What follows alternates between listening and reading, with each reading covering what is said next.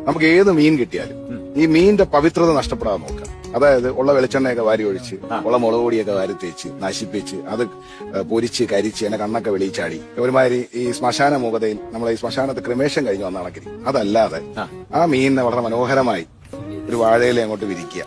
വാഴയില വിരിച്ചു അതിൽ മുകളിലേക്ക് കരിവേപ്പില ബെഡ് ചെയ്യുക. ഈ അടുക്കി അടുക്കി അടുക്കി കറിവേപ്പില അടുക്കി വെച്ചു അതിലേക്ക് പച്ച വെളിച്ചെണ്ണ ഒഴിക്കുക.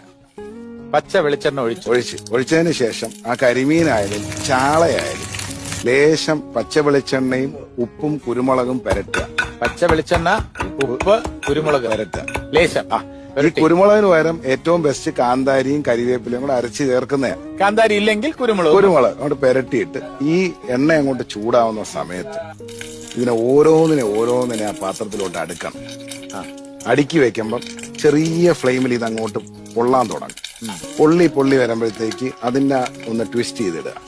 ഇപ്പൊ അതെ അപ്പൊ ആ ഒരു സിൽവറിഷ് ഫീലാ കാണുന്നത്. അതിലേക്ക് ലേശം തേങ്ങാപ്പാൽ ഒഴിച്ചു. ലേശം ഈ തേങ്ങാപ്പാലും ഇതിലുപയോഗിച്ചിരിക്കുന്ന പൊടിയും കൂടെ ഇതിനകത്തൊരു ഗ്രീനിഷ് ഒരു യെല്ലോയിഷ് അതായത് ഒരു പച്ചയും മഞ്ഞയായിട്ടുള്ളൊരു ട്വിസ്റ്റ് കളർ ഇതങ്ങോട്ട് വെന്ത് വരുമ്പം നമുക്ക് ഇതിനകത്ത് തൊണ്ടേന്ന് വെള്ളം ഇറങ്ങും. ഇതിനെ പൊക്കിയെടുത്ത് വീണ്ടും ഒരു വാഴയിലേക്കകത്തോട്ട് അങ്ങോട്ട് വെച്ചതിന് ശേഷം നല്ല വെള്ളയപ്പോ അല്ലെങ്കിൽ ഇഡ്ഡലിയോ എടുത്തിട്ട് ഈ മസാലയും ഈ മീനും കൂടെ മേളി വെച്ച് നല്ലൊരു ഫീൽ കിട്ടും. കഴിക്കുക.